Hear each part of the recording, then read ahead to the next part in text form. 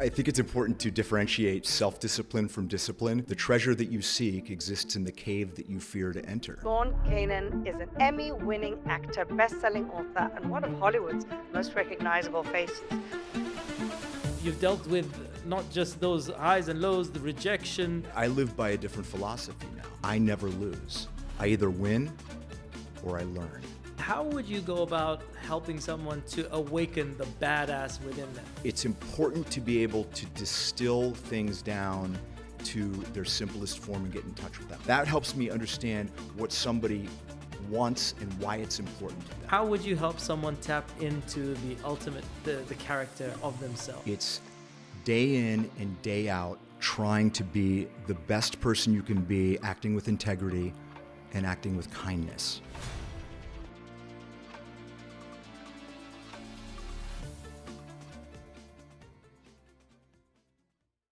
Welcome to another episode of In the Arena with Dariush Soudi.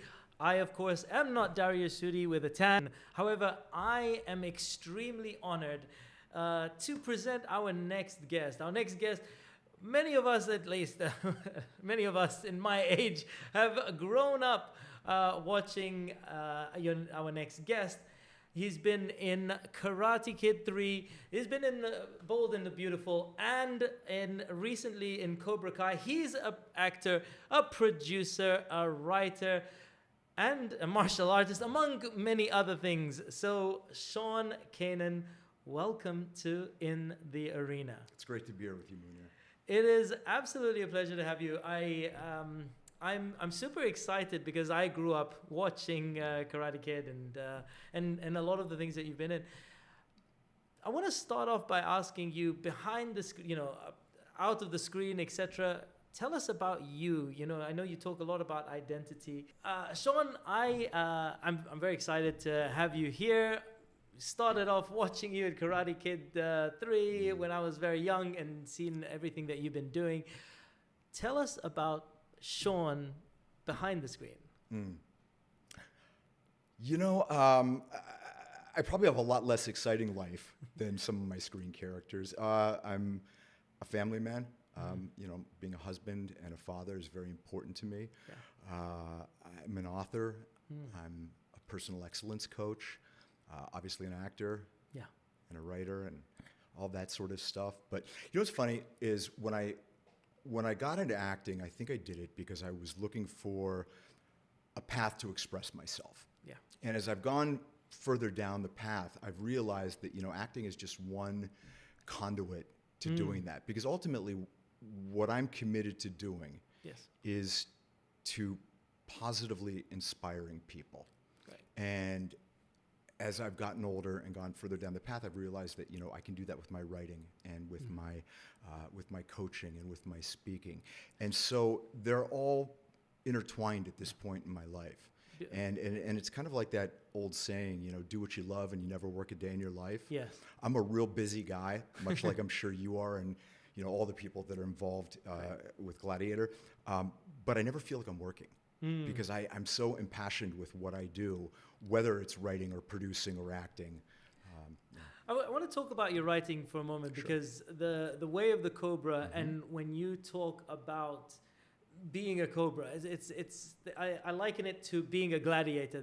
There's a lot of kind of bringing out that that discipline, that fighter spirit in you. Let's talk about the discipline aspect. This has been a big part of your life. When you were younger, I know that you went through some challenges a few years back, but then recently, you've really been a big proponent of it. So let's talk about discipline. What are your tips for someone to create some discipline in their lives? Well, first of all, for those people that aren't familiar with my books, COBRA is an acronym. It's formed from the words character, optimization, balance, respect, and abundance. Yeah. Discipline's something we all struggle with. Some people are better at it than others. Yeah. I think it's important to differentiate self-discipline from discipline. Yes. And I always equate self-discipline with being the guy that wakes up at 6 o'clock in the morning on his own and goes to the gym. Yes. And discipline is the guy that wakes up at 6 o'clock in the morning but has a trainer there to help inspire and push them. And I think it's important to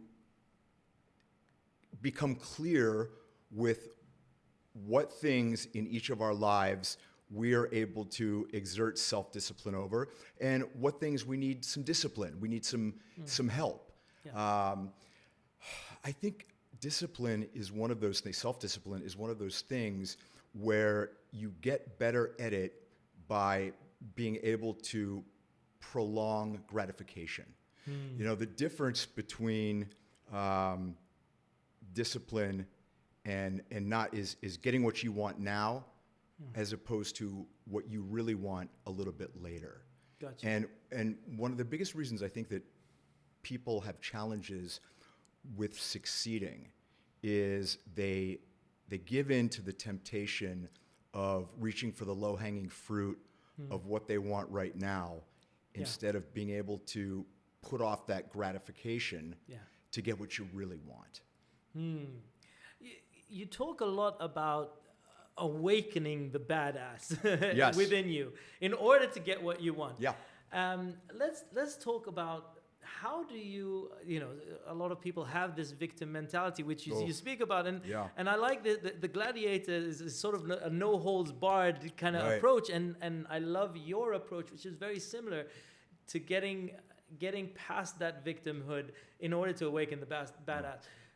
How would you recommend someone to getting past that victimhood in order to awaken that Well, I think badass? the first thing that everybody has to do is realize that your life is your fault. Yeah. And by that I mean it's the sum total of the choices that you've made, both the positive good ones and the questionable ones, has brought you to this moment where you are right now. Yeah. You know, and if you're in your mid-20s and you're still blaming, you know, your parents or anyone else for not being where you want to be, it's time to put your big boy pants on and take ownership for your life.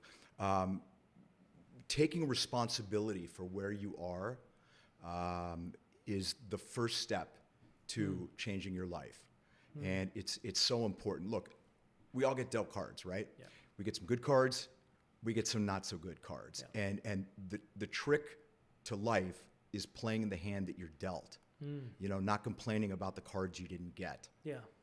And how can someone take the cards that they've been dealt and then sort of use that to upgrade to the next level?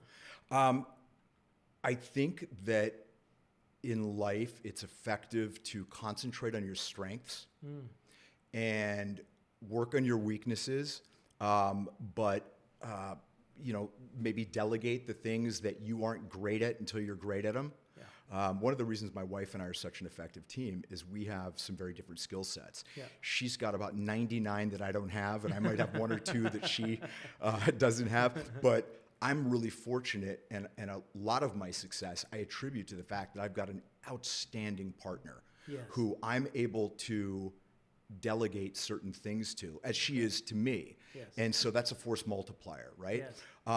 You know, another big thing, and I'll talk about this on Saturday, I'm a huge proponent of if you want results, ignore them. Now that seems oxymoronic, right?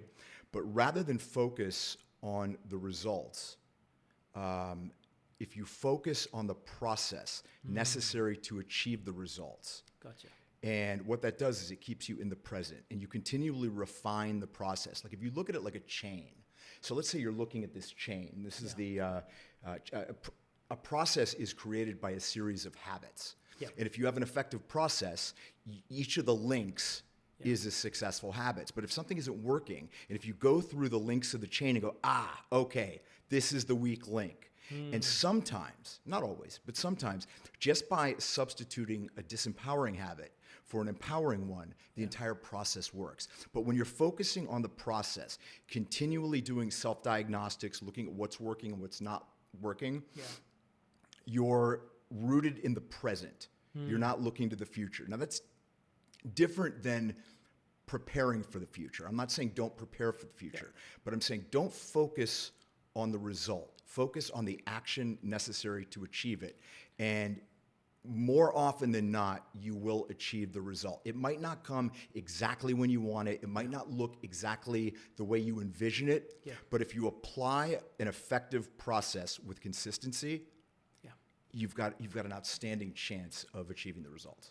And you, when you talk about that, like that process, the habits, I'd like to know a little bit about what began this journey of personal development for you. Like what triggered it, what kicked it off, and was it early on in your career or was it later on in your career? So early on when I started martial arts, I was exposed to discipline and I saw the benefit of it through the tenets of martial arts. Yeah. And I knew that I had all of that inside of me. Yes. But I also had some real bad habits. And I also was very guilty of engaging in immediate gratification rather than being able to postpone it for what I really wanted. Yeah. So actually on my 50th birthday, I received a star on the Palm Springs Walk of Fame. And there were people that came to talk and they said nice things about me, and movie stars, and the mayor gave me a key to the city. And it was a big day for me. And the truth of the matter was that when I looked in the mirror, I felt like a fraud.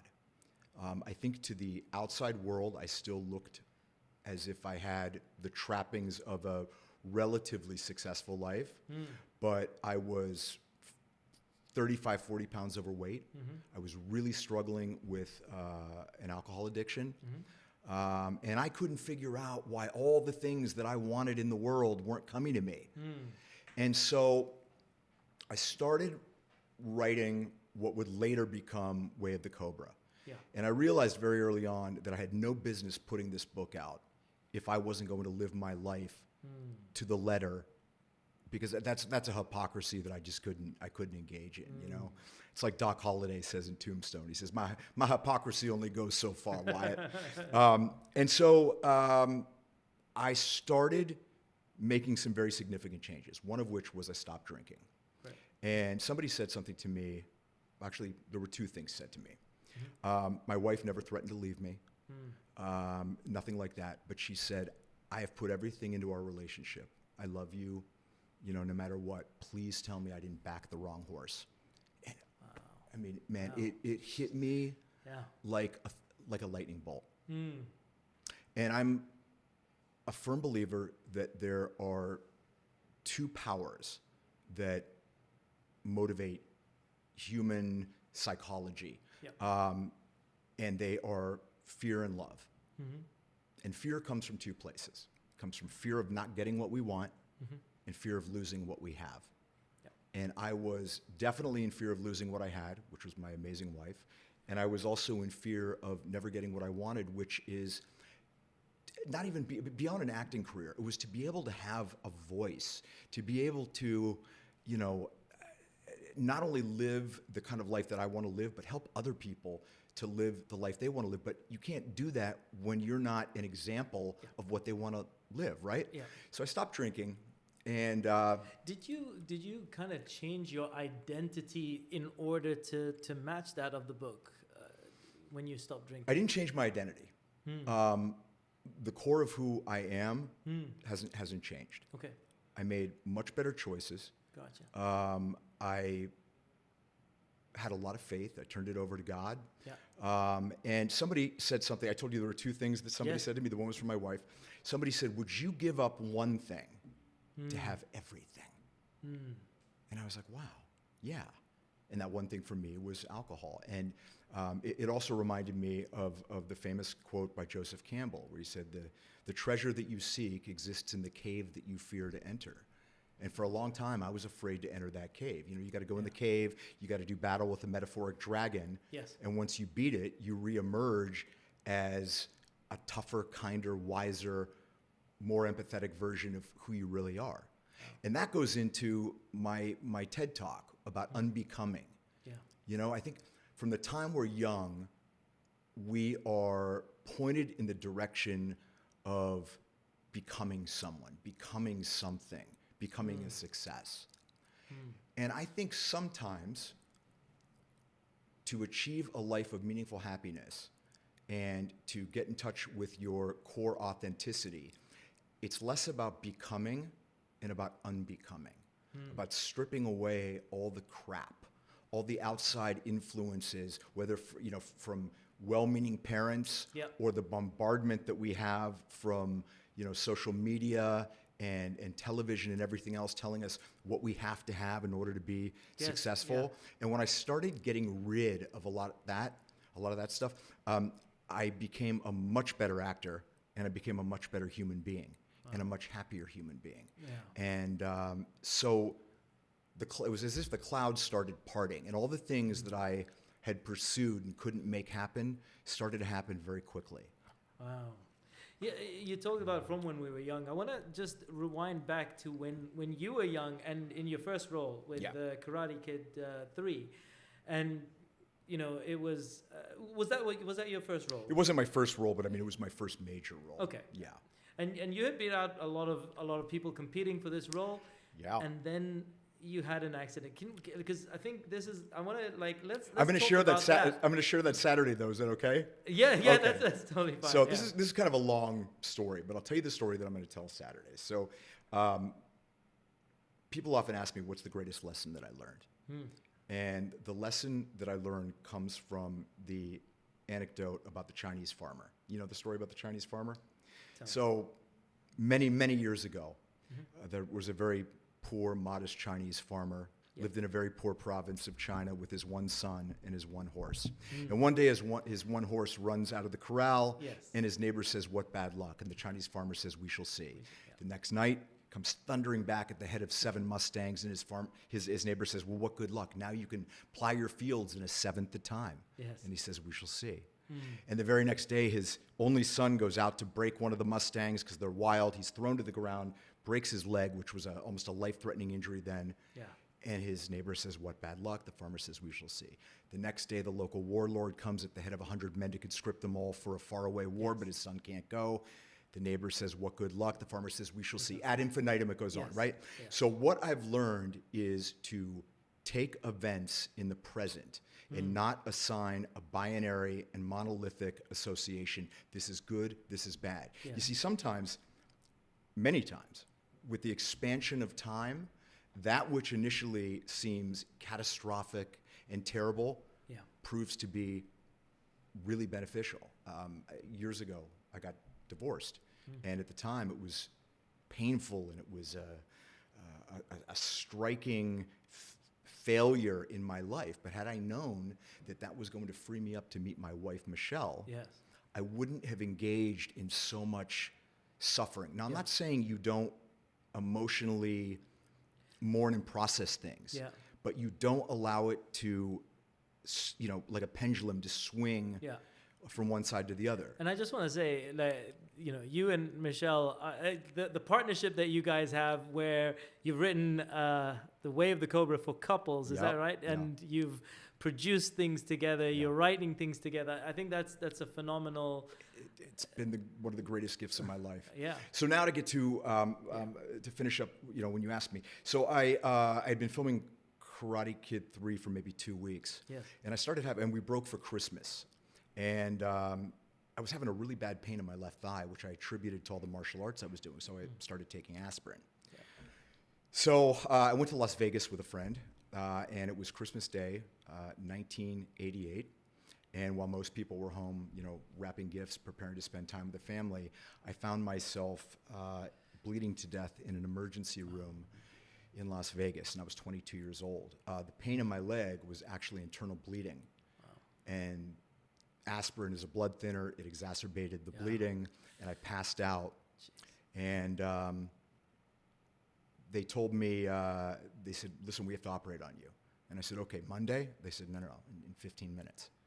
And shit got very real very quickly. And they gave me a piece of paper to sign acknowledging that I understood that they couldn't guarantee they were going to save my life. And to back up a couple weeks from when that happened, I went on the open call. I stood in line with thousands of people to get the role of Mike Barnes. And John Avildsen, who was the director who won the Academy Award for Rocky, singled me out, brought me into the studio, and I screen tested with Ralph Macchio. And I did really well. And I drove out of the studio, going back to my crummy little apartment on Sunset Boulevard, and I thought, wow, I got a real shot at getting this. And I knew it was a life-changing role. And a couple days later, I found out the truth that I did not get it. So now I went from up here to boom, down here. And then I was injured, and you know, I got the role, was back on top, and then slammed down again when I had the injury. I ultimately was able to have the doctors discharge me against medical advice, and I you know, had a... Because they gave you an ultimatum, didn't they? Yeah, they said you have 2 weeks to get back to work or we're going to fire you. Wow. And now I was really crushed, right? Yes. And then, long story longer, I was able to rehabilitate myself. I got back into production and I did all of my own stunts. Wow. So here's where the lesson comes in. You know, I went from being on top and then being on the bottom, on top and the bottom, and it's like we shall see. Do you know what I mean? Yes. And what seemed like phenomenally, you know, disappointing news of not getting the role, within about 10 days became one of the most exciting things that's ever happened to me. And then within 2 weeks after that, or a month after that, it became one of the most devastating, life-threatening things. Yeah. And then getting back in the film. And so we never know what's going to happen. So if you stay on the middle path, and that doesn't mean you're not going to have disappointing things that are going to give you, you know, difficult, challenging days, and you're not going to have amazing things that, you know, would tend to make you feel elated. Yeah. But if you take things as they come, Yeah. and you enjoy them, or you deal with them in their difficulty, but don't allow them to knock you off the path, Yes. you don't become victim to external forces. You know, the only thing we have control over is how we choose to emotionally respond to the things that happen. Yes. Life is going to keep throwing high and tight fastballs and sinking curveballs at your head all the time. Yeah. You know what I mean? And so you can't live like a twig in a stream that is completely floating down, you know, because of the wind and the water. Yes. You got to have sort of an internal barometer. And I think probably that's a lot what, you know, the philosophy of Gladiator's like. Completely. You know, it's know who you are. Yeah. And be in control of your emotions. Yeah. Because that's the only thing you can control. Completely. Right? I mean, as an actor, I'm sure, you know, Yeah. you've dealt with not just those highs and lows, the rejection. Yeah. And these all kind of play a huge part in dealing with those. That's a really good point. You talk about rejection, and for a very long time, I would look at those rejections as failures. But I live by a different philosophy now. I never lose. I either win or I learn. Now, I didn't say that. Somebody said that, and I read it somewhere. Yes. But I would give them a footnote if I remembered who said it, but that really resonated with me. Yeah. Because if you can look at what you perceive to be as failures, as teachers, that's part of staying in the process. Yes. You know, as an actor, most of the time, most actors don't get the job. That's just the numerical reality of the business. Yeah. But I look at it like, okay, I didn't get this job, but maybe I got to prepare for a role for a casting director who didn't know who I was. Yes. Maybe I got to prepare for a role that was outside my traditional wheelhouse, and I've gotten to, you know, increase my ability as an actor by working on this. All sorts of different things. Yes. Maybe I wasn't meant to get this to be available for something else, and that's happened. Yeah. You know? Yes. So if you don't root yourself in when you don't get what you want, it's a failure. Yeah. Boy, that's a much better way to lead your life. And you know, if you listen to what the Buddhists say and Hindus say, the source of all suffering comes from attachment. And when you attach yourself to a result and you don't get it, that leads to anger and resentment and disappointment. Yes, yes. But when you attach yourself to the process, you're continually improving, which means you're continually winning. Yeah. You know, one of the phrase that kind of I learned, which was very related to yours, was there's no such thing as failure, only feedback. And the only way that you can fail is if you give yourself a time limit. Yeah. And that, you know, I love Yeah. this philosophy because it's played a lot into my life and into the learnings that I've done. And it doesn't mean that we don't experience disappointments in life, but it keeps that disappointment from being such an emotional tidal wave Yes. that it affects everything and probably greatly diminishes your chances of achieving the result anyway. It's another form of discipline. It's not easy. Yeah. You know, it's easy when everything's going right to espouse this. Yeah. But when, you know, God, the universe, whoever is raining down on you, you know, that's the challenging time to be able to walk it like you talk it. Yes. And look, you talked about your challenging times and how you've overcome them. Tell me about when you began your sort of speaking journey in terms of contribution to others. Like, when did you expand into that speaking?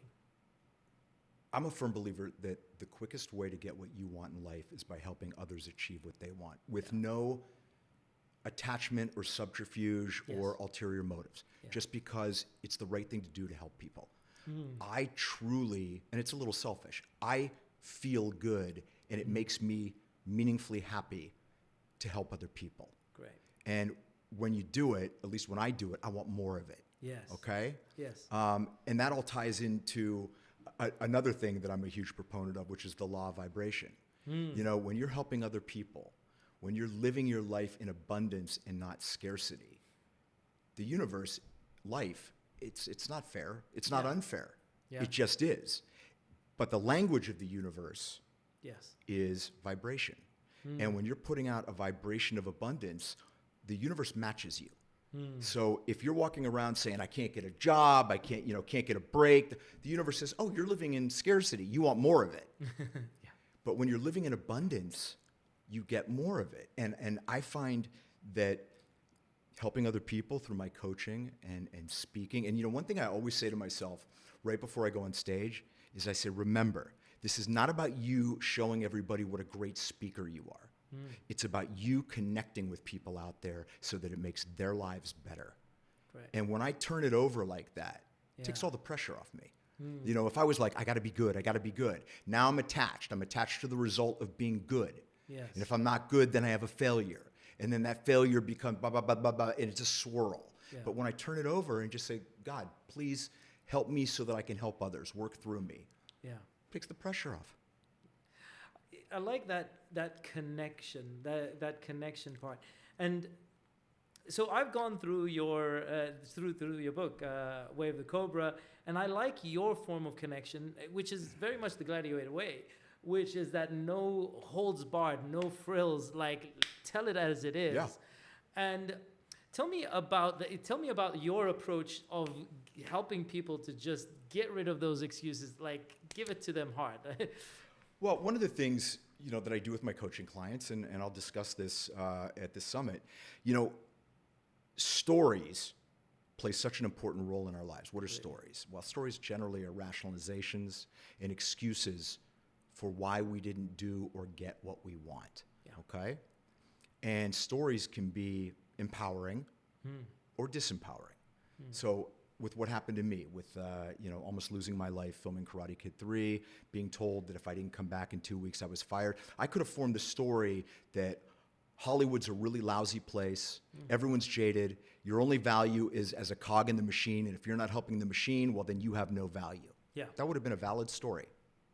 I also could have attached and did attach the story that when the chips were down, I fought like hell, and that situation forced me to discover a part of my character that I didn't know existed. Yeah.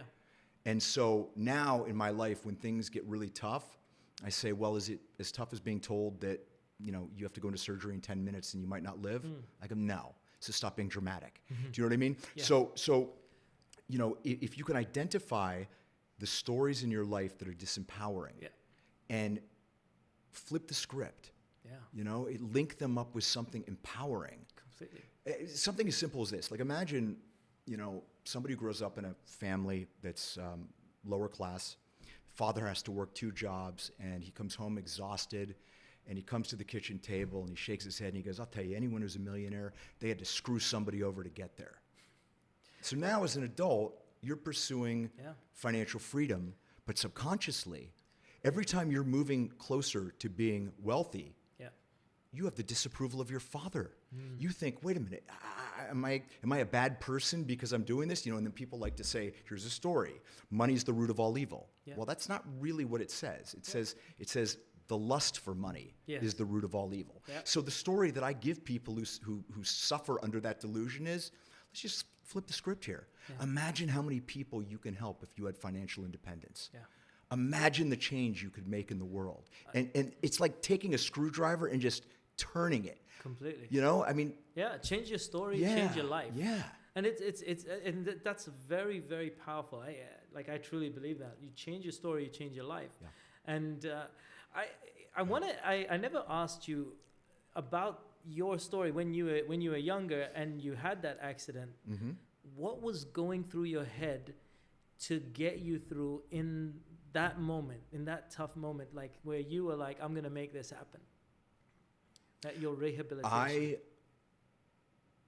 When I was told that I'd have 2 weeks to come back, I got real angry.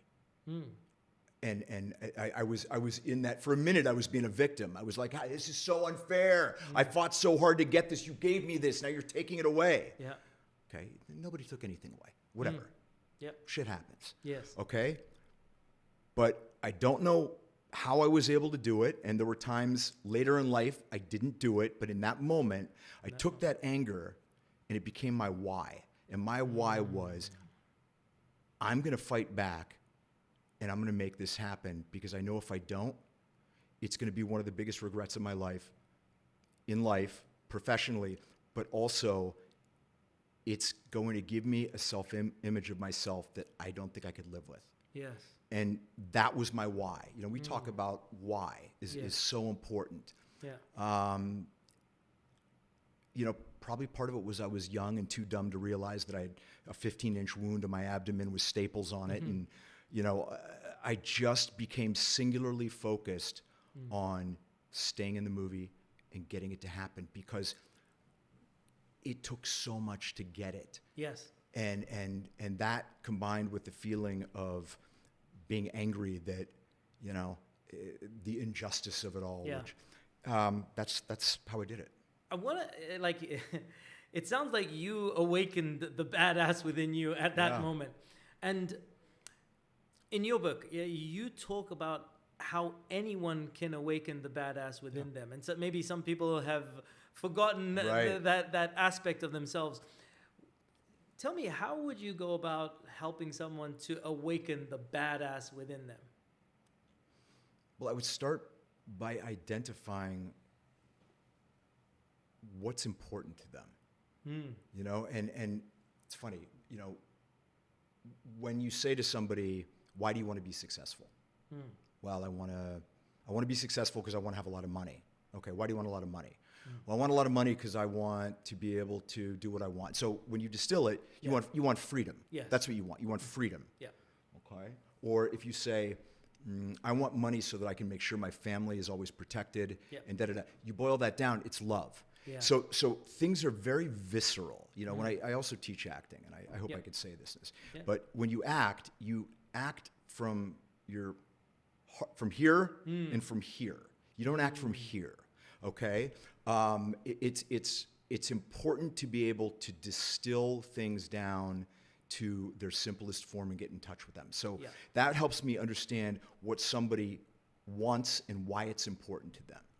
And then what I do is I link up a why. Okay, you want freedom.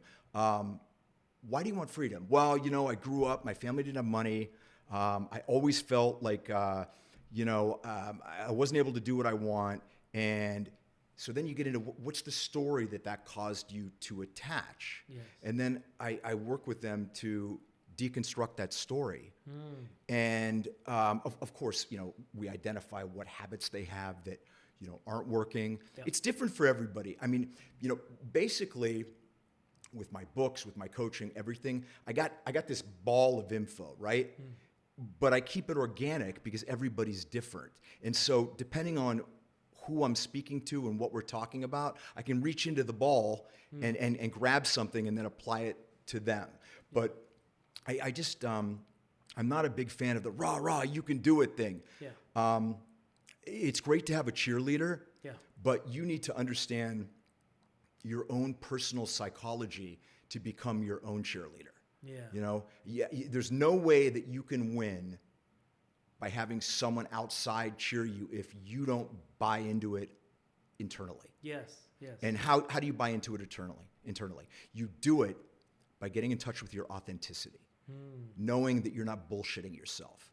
You know what I mean? Yes. Because human beings have an never-ending capacity to lie to themselves. Yes. And yes. when you, myself included, we all do it. Yeah. You know, the idea is the unbecoming, to get rid of as much of it as you can.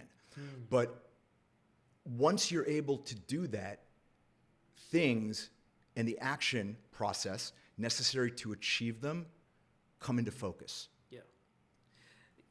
You spoke about actions. Before actions, in your book, you talk about how your thoughts becomes your words become your actions become your habits, and your habits dictate your life. And again, that's not something I came up with. Yeah. That's something someone else came up with. And just as a little aside, everything that I'm sharing with you, you know. Okay, I'm not reinventing the wheel here.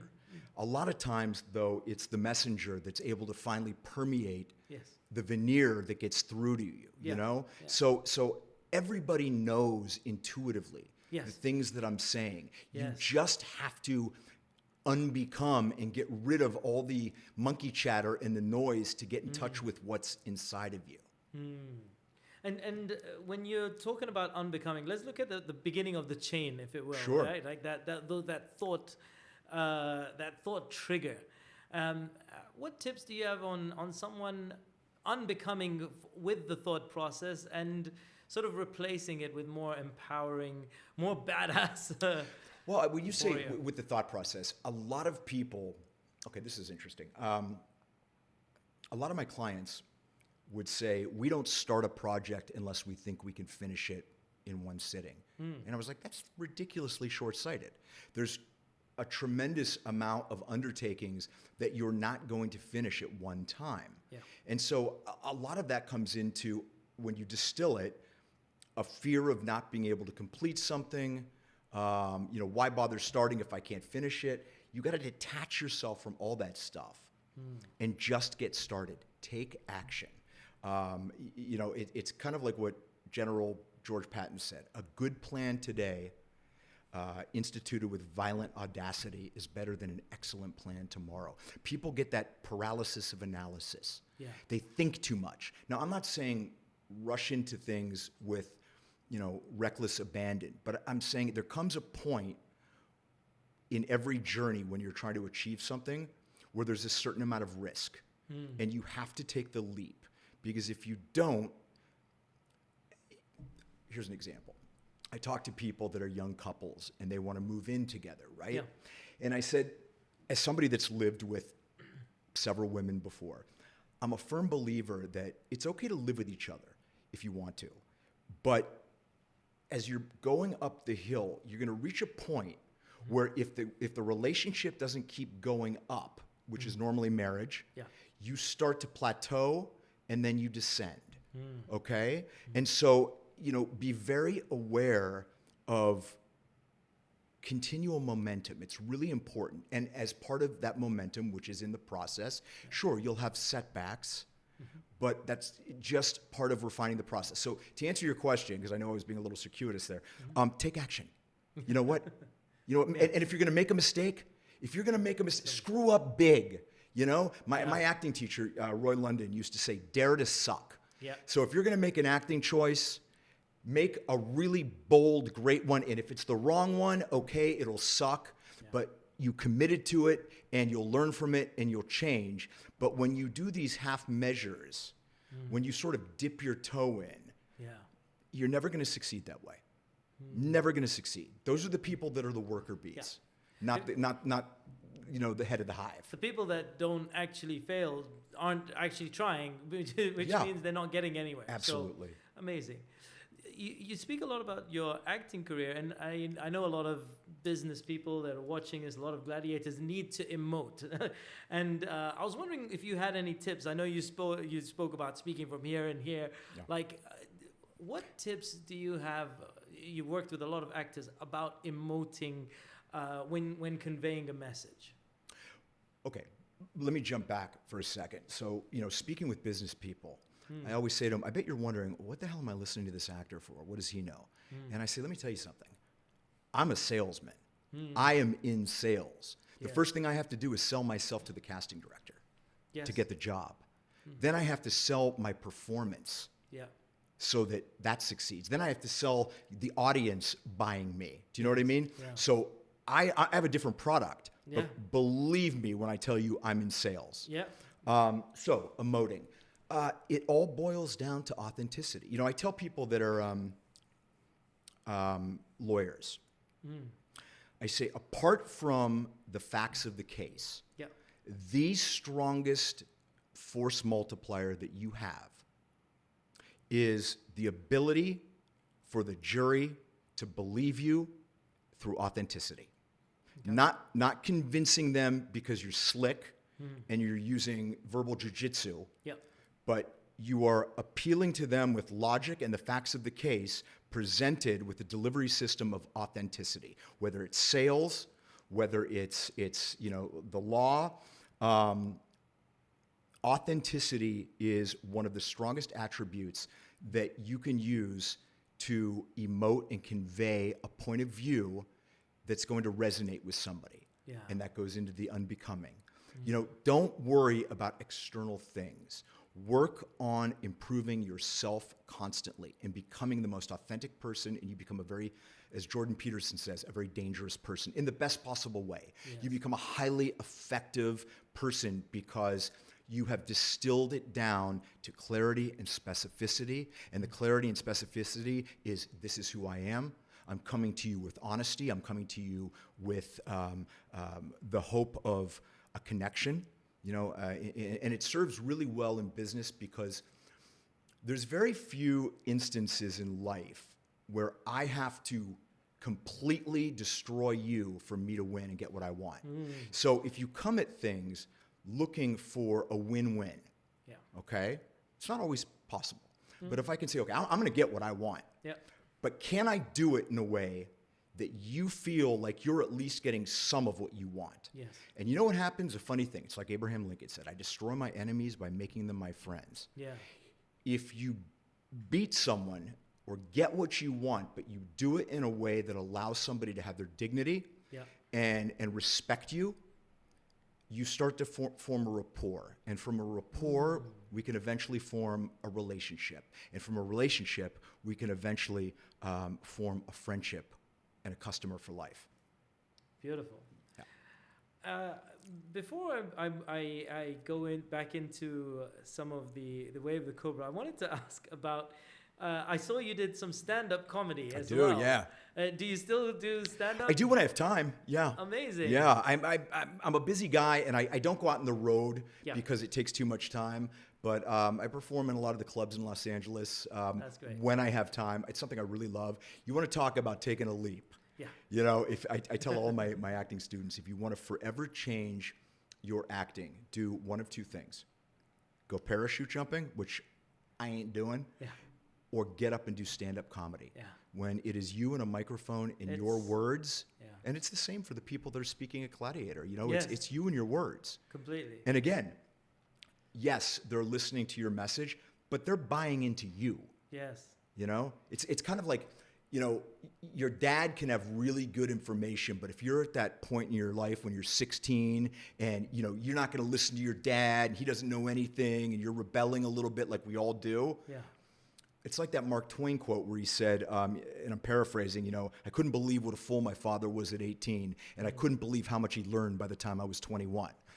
You know what I mean? So sometimes they're buying into the very same information they got before, but they couldn't hear it because the messenger wasn't resonating with them. Wow. Yeah. And how did you get into it, and what was the learning curve like for you? For comedy? Yeah, for comedy. So when I was a kid, I was about 15 years old. Me and my buddy stole my parents' car and we went to a comedy club, and I was mesmerized watching these people just keep the audience spellbound with their words. And I think that And when I was younger, the effect that going to the movies had on me, I recognized the incredible power of communication. Yes. Also, you know, the mediums attached to that communication, specifically film. And so I think before I was 16 years old, or maybe 16, my buddies and I went to Atlantic City, and there was an open mic contest on the boardwalk, and I went and I won it. Oh, wow. And you know, over the years, I just kept doing it. And again, it goes to the unbecoming thing, because, you know, what a lot of comedians do is they will fabricate scenarios that are funny. Yeah.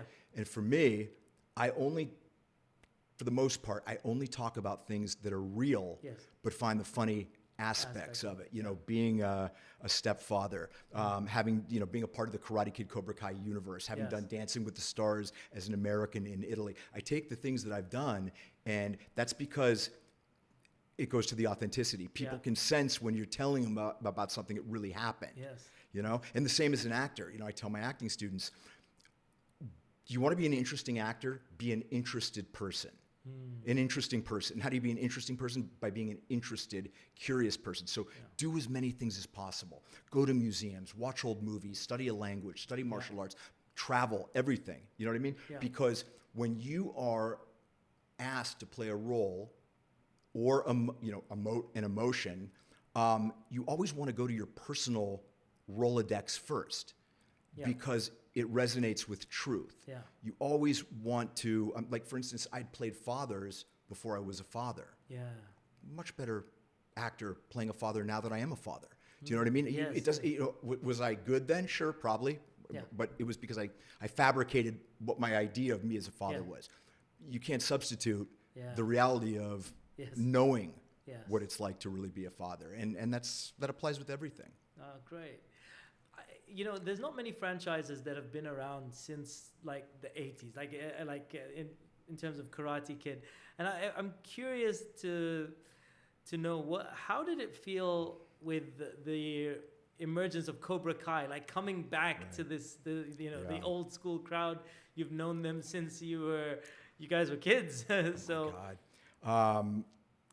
You know, it isn't very often that you get a bite at the apple for a character that you played another bite at the apple, character 35 years ago. So when I found out they were doing Cobra Kai, I mean, I was ecstatic, right? Yeah. I figured that I'd have a pretty good chance of, getting to play in the sandbox sooner or later. Yeah. And when the show came out, it was initially on YouTube Red, which was a very small viewership. Yeah. So it took me a while to get on the show, but once I did, it was already on Netflix, an international juggernaut. And I mean, it's an amazing thing to be able to join a show when it's a huge success. Yes. Yeah. Oh, that's and it was so much fun to get to work with Ralph again. Now, as we're both guys that have gone down the road 35 years and reconnect. And I'd never worked with Billy Zabka or Yuji Okamoto. Yeah. And but I've known him for years. I've known Billy since before I did Karate Kid 3 in '87, believe it or not. And I've always wanted to work with him. And so to finally get to work with all three of those guys in one scene, because in the final episode of season 5, we all got to do a scene together, which was really terrific. A lot of humor in it, and it was a great experience. Oh, that's phenomenal. Yeah. You're not just acting now, but I think you've just got a film. You're writing. You guys are writing, producing. You and Michelle wrote, produced, and you act in it. Yeah. And Michelle directed it. She directed it. Yeah. Yeah. Tell me, like, how's that, like, family project? And boy, we take nepotism to a new extreme. Michelle's son, Peter, is a 3-time Clio award-winning editor, so he does our editing. Michelle's daughter, Gigi, worked on the film as a producer. Michelle's other daughter is a makeup artist, and the kids all love to be a part of it. And Julie plays my daughter in Studio City, which is the Emmy Award-winning series that I created. Yeah. They're all super talented. I mean, it's not just like, okay, I got to give the kids a job. They're all really talented, and who can you count on more than family? And so that's another thing that I attribute a lot of our success to, is being able to work with our kids who are so supportive. That's phenomenal. Yeah. Okay, great. Well, Before I ask you our last question, this has been In the Arena with Dariush Soudi. Dariush is going to be back in further episodes. And with that, I guess I want to just go back to the way of the Cobra and getting someone to... You talk about C stands for character. And while I'd love to go into all the letters, tapping into that character. And how would you help someone tap into the ultimate, the character of themselves? Whether it be a gladiator or a cobra. So look, character is what defines us and determines our lives. Yeah. And I tell people, if you hear nothing else that I say when we talk, remember this: character is everything. Everything. And character is how we treat people when there's nothing to be gained. Yes. You know, how we behave when the lights aren't on and people aren't clapping and, you know, you're not at work getting a promotion. It's day in and day out trying to be the best person you can be, acting with integrity and acting with kindness and empathy and a sense of self-awareness that you aren't the center of the universe. Yeah. And we all make mistakes. We all come up short all the time. Yeah. But all it's about is trying to be a better, wiser, kinder, tougher version of who you were the day before. You know, and you know, I talked about living in abundance, not scarcity. Yeah. I start my day every day on my knees, thanking my Creator for 5 things. And you can substitute universe if you don't want to use God. If nothing else, you thank your Creator or the universe for having one more day to be a better version of who you were yesterday. And that's the process. Yes. And the result that you get is a life of meaningful happiness. Love that. Love that. Well, Sean, thank you so much for being in the arena. It's been an absolute honor and a pleasure to have you. And so this has been In the Arena with the one, the only Sean Kanan. Thank you very much, Thank you Sean. very much, my friend.